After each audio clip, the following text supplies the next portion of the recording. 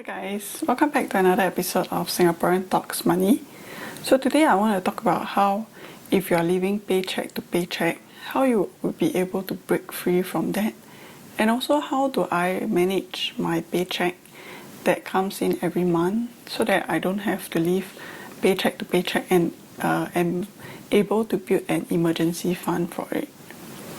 So let's talk about living paycheck to paycheck is the life of many, especially so for lower and middle income families, where bill payments, food, and necessities can empty the paycheck the moment it comes.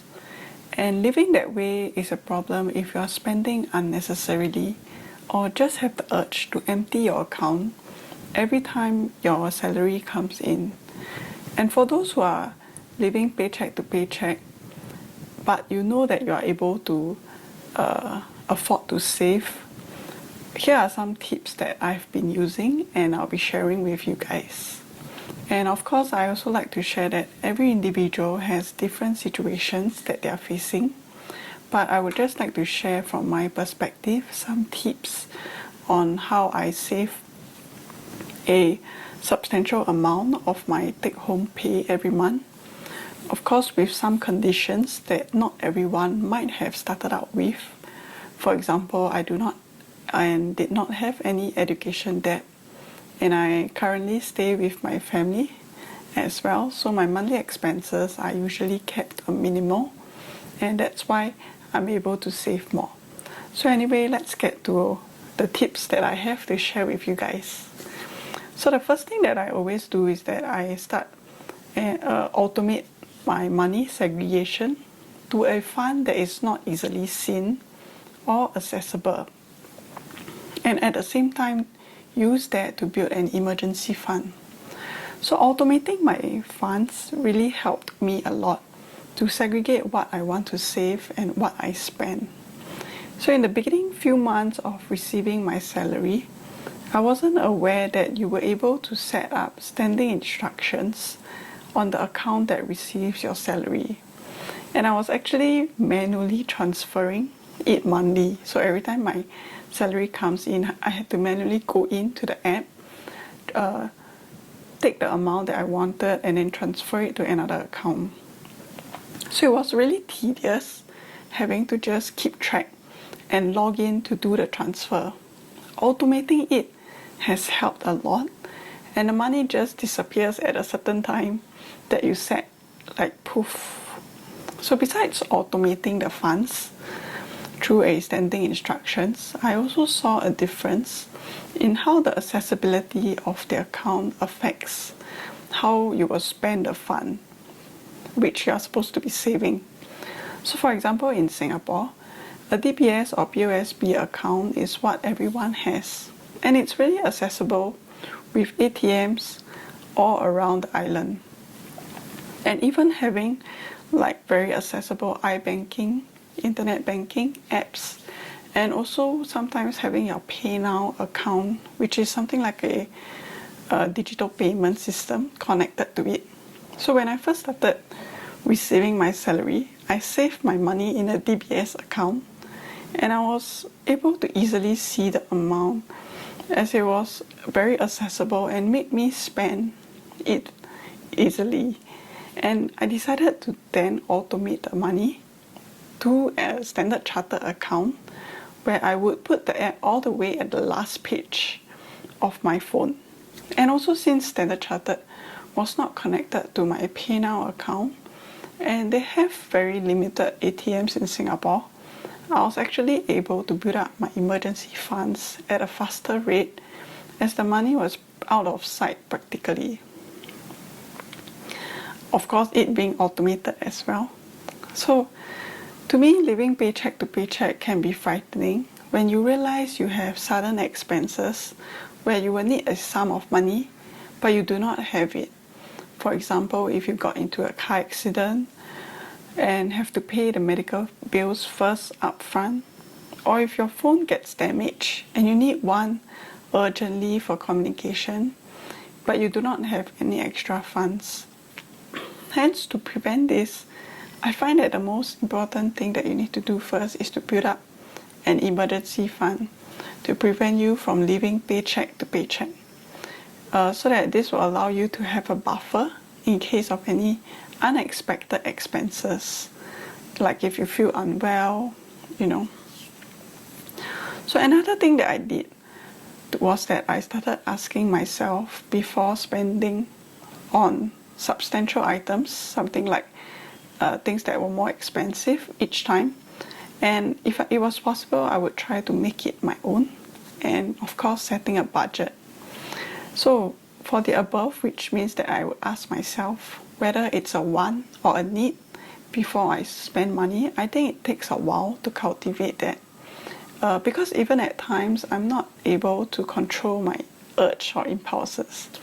For example, we tend to get attracted to time-limited offers or promotions. But if we actually sit down and think about if we really need that item, I wouldn't think we would go ahead and buy it so fast. Of course, there will be times when you need that item and just nice there's a promotion going on, then that's great.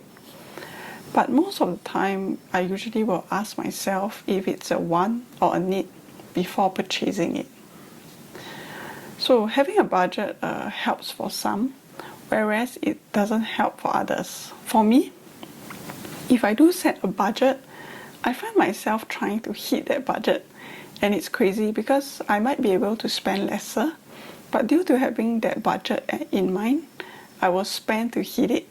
So in the case of mine, I feel that I usually try not to budget because I'm able to control my spending, and having some rewards and small treats are alright. Especially I feel if it's the weekends, and just don't try to make these treats become too frequent, right? Alright. So another tip that I always do is to look through my monthly expenses and look for areas to cut. This is a really important point. For example, if you have your credit card bills, you can look through them and see where your largest spending is at. So for me, it's usually on food because I do not spend much during weekdays. And during weekends, if I go out, food is usually what I spend on. And in some cases, there could be some recurring purchases that you do not need. For example, I previously had a free 1-year Apple TV subscription as I bought an Apple product.